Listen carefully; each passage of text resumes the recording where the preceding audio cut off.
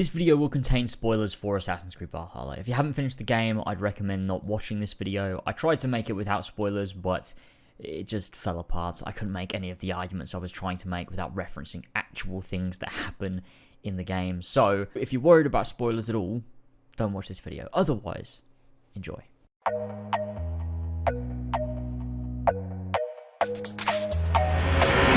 Assassin's Creed Valhalla is maybe one of the first times in recent memory that I haven't been able to properly predict what the game will do before it comes out. Darby McDevitt, the narrative director, seemed to be somewhat single-handedly covering anything and everything relating to the Assassin-Templar struggle, the modern day, the links to the older games, social stealth, and so much more. Meanwhile, the official marketing focused entirely on this epic Viking fantasy, and so, what was this game? Was it something aimed at hardcore fans? Or was it aimed at people who enjoyed Odyssey and wanted more of what that game offered? Or was it both? A lot of people have asked me whether I'm making a sequel, if you will, to Odyssey Broke Me, a video which did exceedingly well and people are still discovering and supporting to this day. My answer to that is no. At least not right now. Despite everything Valhalla gets right, it's not the antithesis of Odyssey. It's more of a sidestep, allowing for old features to return, allowing for Assassin's Creed to find some kind of identity in this new genre they've decided to explore, but at the same time building upon features that were introduced in Origins and Odyssey to varying degrees of success. I'm not here to argue why this game is a return to form. I'm not here to argue how this game has revived the Assassin's Creed franchise or feels like the good old days.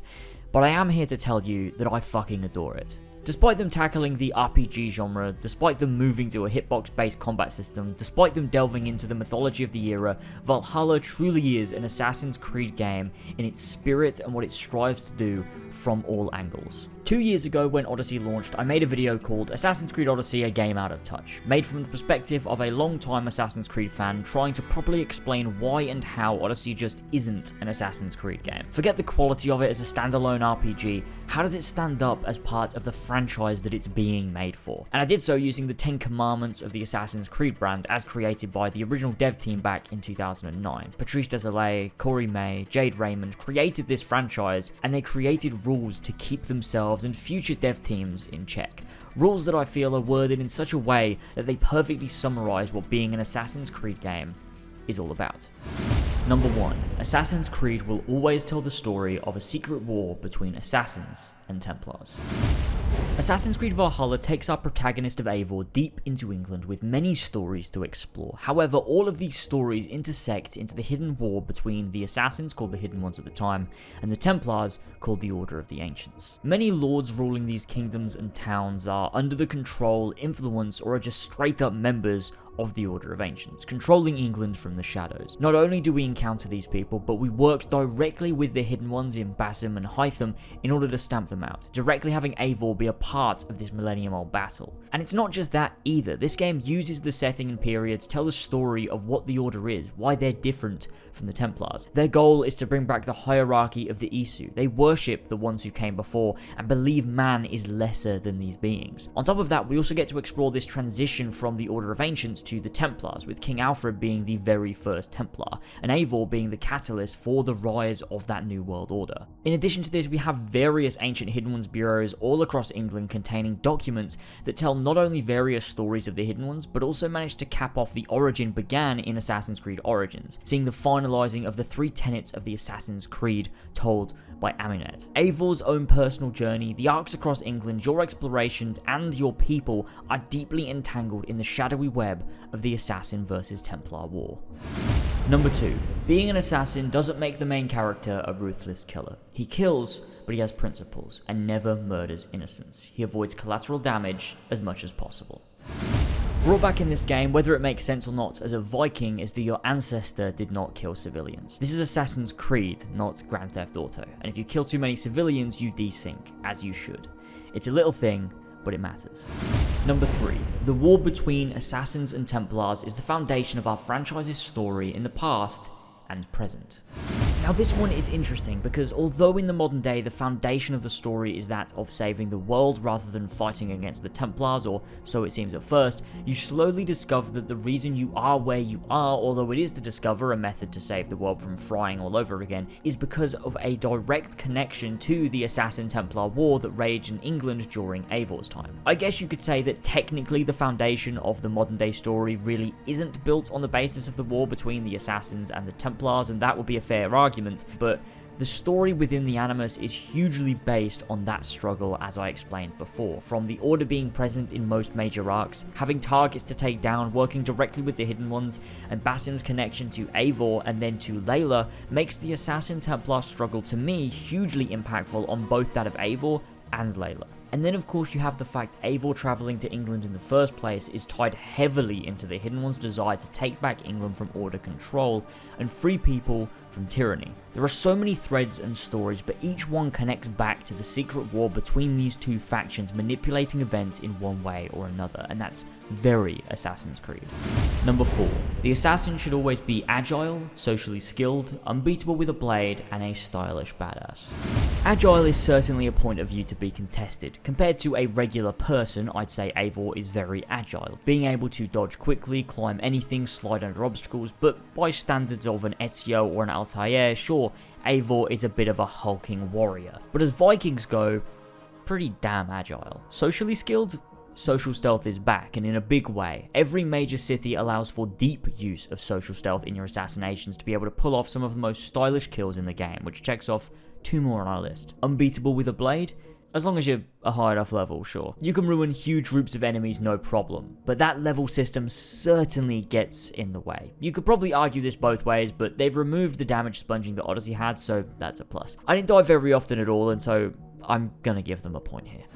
Number 5.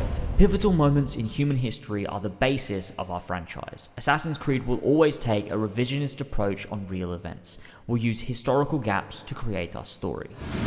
This is completely nailed. There is no two ways about it. Pivotal points in not just real history, but in Assassin's Creed history. This game takes the Viking invasion of England as our backdrop, a turning point in English history and for the Norse people. Our story takes place amidst this turbulent time. It doesn't feel the need to lean heavily on large historical events, but fills the gaps between them with drama and intrigue, using the politics of the era as well as the secret war between the Assassins and Templars. And like I mentioned before, with this game giving us the transition from the Order to the Templars, we get to see a majorly pivotal event in the fictional narrative of Assassin's Creed.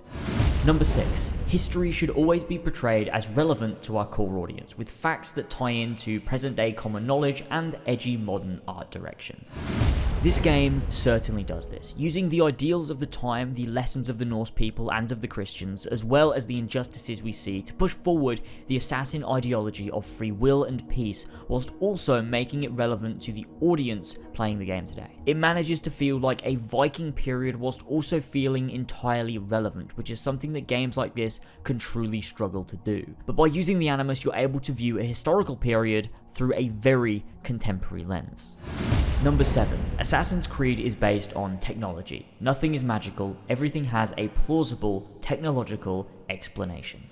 This is very much the case in Valhalla. Not only did they manage to explore and expand on Isu lore, they managed to make it all feel very believable and as if it fits into what came before, as well as feeling explained and grounded in its own right. Sure, the mythological segments play like a fantasy game, and that's an issue I have all on its own, but from a lore standpoint, they don't do anything that feels out of place in a narrative or lore sense. The reason Eivor can have these fever dreams of Asgard is because to an extent, they are real, based on the tech Juno and Aita used to create sages, used in different ways on Odin and his circle of allies, so Eivor shares those memories the same way Roberts shares the memories of Aita. The reason the Norse people believe in gods like Odin, Freya, Tyr, Thor is because they were real, but they were Isu. The same way Romans believed in Minerva, Jupiter, Juno.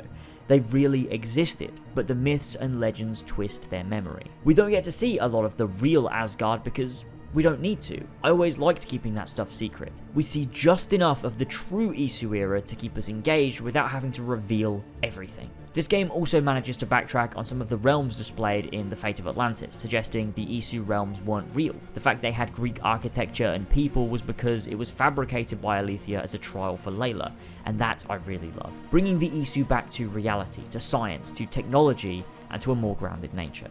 Does it do it perfectly? No, I don't think it does. There's still work to be done, and when you look at those first 4 games, the Isu are so far detached, it makes them feel much more grounded. By connecting them directly to Norse beliefs, it can make them seem magical despite the explanation being scientifical. So although this one is technically right, it can at times feel as though it's not, if that makes sense. Number 8. Assassin's Creed is about digging in a character's past through their DNA in order to understand what really happened in key historical moments. Indeed, Valhalla is exactly this. Sure, you don't dive directly into Layla's DNA, but the idea is the same. You visit Eivor's memories via their DNA to find out what happened in key historical moments. We get to explore the reason Eivor and their clan came to England, their relationships with key historical figures. In Odyssey, we had the issue that the dialogue options made it more so that you were choosing their memories rather than reliving memories. But in Valhalla, the options are much more akin to choosing to hug Leonardo or not, rather than changing huge outcomes or even getting different endings. Ideally, we'd have no choices at all, but this game handles it in a way where we aren't actually manipulating canon except for the gender choice, but letting the animus choose is what's canon, so anything outside of that you can just assume is not.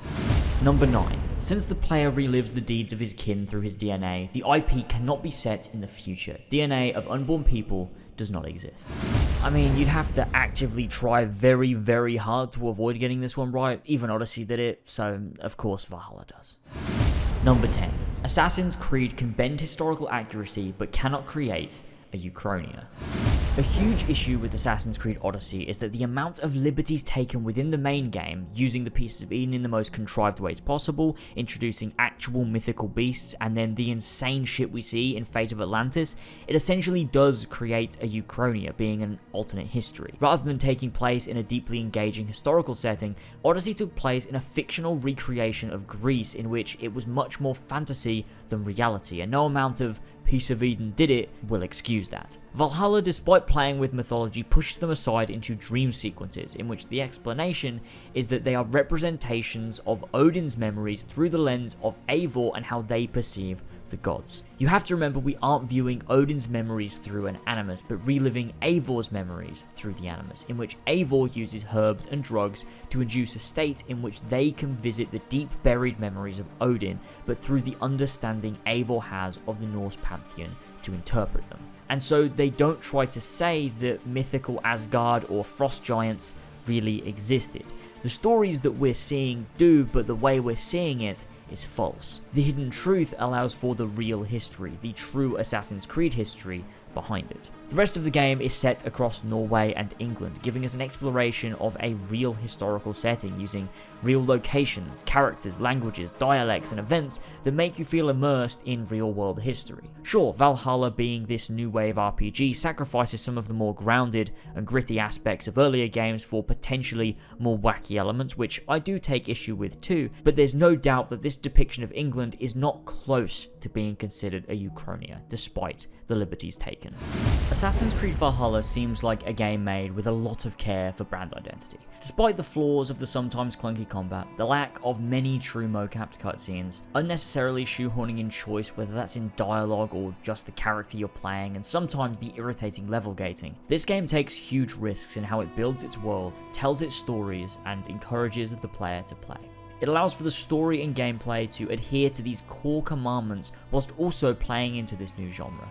Assassin's Creed Valhalla feels like the best we're going to get from an Assassin's Creed whilst it is still an RPG, and despite the fact it's not entirely my ideal Assassin's Creed game, I love it for what it does. I love it for including social stealth as a core gameplay element, cities that encourage working from the shadows and hiding in plain sight. I love that I'm punished for not taking my time and being patient. I love that stealth has a high skill ceiling with room for practice and improvement. I love that I can turn on a mode to instant assassinate so it feels like Assassin's Creed. I love that I can explore old bureaus and learn about the early hidden ones. I love that I can read about each target, track them down, and have confessions for each and every one that speaks to who they they are as people. I love that I can collect pieces of assassin gear. I love that all the side characters feel important and well written. I love that history and modern day work hand in hand to tell a narrative that not only plays into past stories, but manages to do something that feels unexpected and satisfying. And above all, I love that this game takes what it means to be Assassin's Creed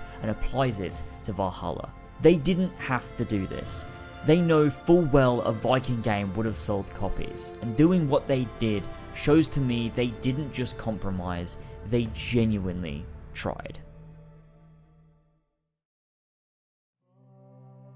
Thank you everyone for watching this video. I might have videos in the future that I will work on talking towards Assassin's Creed Valhalla, maybe something a bit more in depth going into exactly what I liked about different aspects of the gameplay, potentially different aspects of the story, but of course there'll be more long-term projects. This is the video that I wanted to get out first to be able to talk about all of this stuff, but I'm sure at some point I will have other videos talking about other aspects of Assassin's Creed Valhalla as well, so don't forget to subscribe to stay tuned for those as well.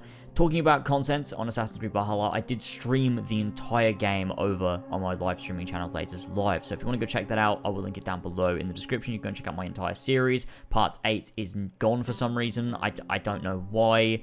YouTube just didn't want to encode it. There's nothing I can do about it. People keep asking me. I'm sorry. I've also set up a membership system over there as well, so we've got a few members, and I really appreciate all of you very much for supporting me over there. It really means a lot. I'm going to be doing so much more streaming as we continue with this year and then move into 2021. Let me know your thoughts on Valhalla in the comment section below. I'm kind of worried because I feel like I'm in the minority with my opinion here. I feel like a lot of people are not happy with this game, and I don't feel the same. Although I was also in the minority with Odyssey when that game came out and everyone hated me for it. And then everyone came around in the end anyway. So maybe I just got to keep making videos and eventually everyone will go, you know what, he's got a point. We'll see. But there's definitely more to talk about on this. And we'll be getting into everything spoilers and story on our spoilercast episode of the As Always podcast with myself and Dynamite, obviously your hosts, but as well getting the other 4 pillars on Long-Haired Fox and Fishy to talk about Valhalla and all of the spoilers, and that'll be sometime very soon. I've got a bunch of other stuff planned. Of course, Miles Morales is out, the PS5, I'm going to be streaming Demon Souls, and then Cyberpunk comes out very, very soon too. So there's a lot going on, and that's going to be great. As well as the Advent Calendar, of course, starting on December 1st. And the charity stream happening on December 4th. So it is going to be some wild stuff. I'm going to be busy as hell. Anyway, don't forget to like, subscribe, all that stuff. Let me know your thoughts in the comment section below. Thank you for watching this video, and I'll see you all very soon for something new. See you later.